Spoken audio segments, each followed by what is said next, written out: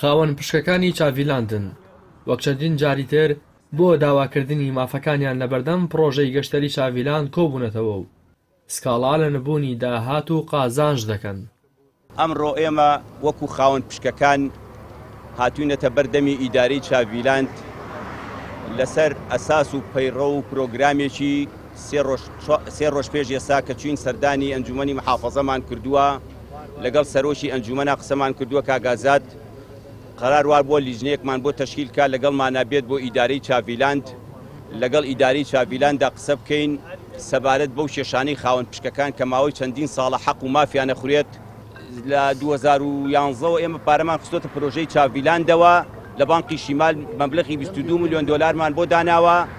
تەنها لە 2013 میلیۆنی 30,000 دینار خەڵک خاوەن پشکەکان وەریان گرتووە، لە 2016 میلیۆنی 50,000 دینار وەری گیراوە، 2014 خواردووە لفیاوە، 2015 خواردوەتی لفیاوە، 2017 خواردووە، 2018 خواردووە. بەڵام ئێسێمە لە 2011ەوە پشکمان داناوە پارەمان داناوە تا ئێستا یەک جار من پشکم وەرگتەوە ئەوی 30,000 و کارتێکی یاریکردن کە فڕەما بە کەڵکی من نەهات من دەخیلەی ئەو مناڵم هەڵبسڕیوە دامناوە بۆ پشک هەتا ئێستا من 30,000 مەرگتووە یعنی بەچە حەقێ بەچە یاسایەک کوا مافی مرۆڤ کوا ڕیکلامی ئەمانەکردن ئەمانەیە بێنە سەر خەت.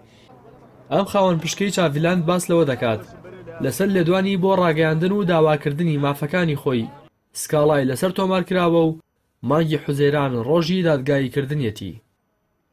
من چەند جارێک هاتوومەتە ئێرە بۆ حەقی خۆم و بۆ ئەوەی کە پارەما خوراوە کۆبووینەتەوە بەبێ هیچ قسەیەکی ناشرین داوای حەقی خۆمان کردو و پارەشم لە چاڤیلاندە وەکو کاک نەژادیش لێدوانی لەسەرڕا ئێمە پارەما خوراوە. ئێستا من شکاتم لێ کراوە پێش ئەوەی من شکاتم لێ بکرێ ئێمە شکاتمان کردووە زیاد لە 200 نەفەر زیاتر هیچ محکەمە هیچ شوێنێک ئێمەی وەرنەئەگر کە لێدوانمان لێ وەرگێت و وەبانگیش نەکراوەتە محکەمە. من تەلەفۆنم بۆ هات کە شکاتم لێ کراوە یعنی بەڕاستی وامزانی کە ئەڵێ وەرە بەسەر شکاتەکەتەوە کە لە چاڤیلاندێ کردووتی نەخێر بە عەکسەوە تۆ شکاتە لێ کراوە و ئەبێ بێ بۆ محکەمە و پەنجەمۆر و هەموو شتێکم پێکراوە و دوی حوتیش محکەمەم هەیە کە من لێدوانماوە لەسەر حەقی خۆم و لەسەر ئەوەی کە داوای حەقی خۆم کردووە بەبێت تەشیرکردنیە. گردبوونەوەی ئەم جارەی خاوەن پشکەکانی چاڤیلاند لە کاتێکدایە کە زیاتر لە 6 ڕۆژە شاسوار عەبدولواحید لە زیندانی تاکە کەسیدایە و بەوتەی سەرۆکی فراکسیۆنی نەوەی نوێ لە پەرلەمانی کوردستان ناوبراومانی لە خواردن گرتووە و باری تەندروستی ناجێگیرە.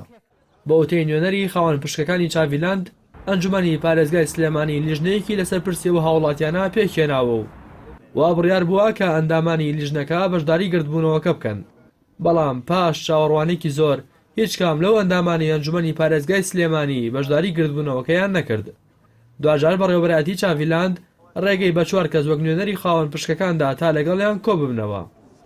یەکێک لە بەڕێوەبەرانی چاڤیلاند بۆ پەیام کۆبوونەوەکەی بە ئەرێنی هەڵسەنگاند، بەڵام ئامادە نەبوو هیچ زانیاریەک لەسەر وردەکاری کۆبوونەوەکە و داواکاری خاوەن پشکەکان بدات.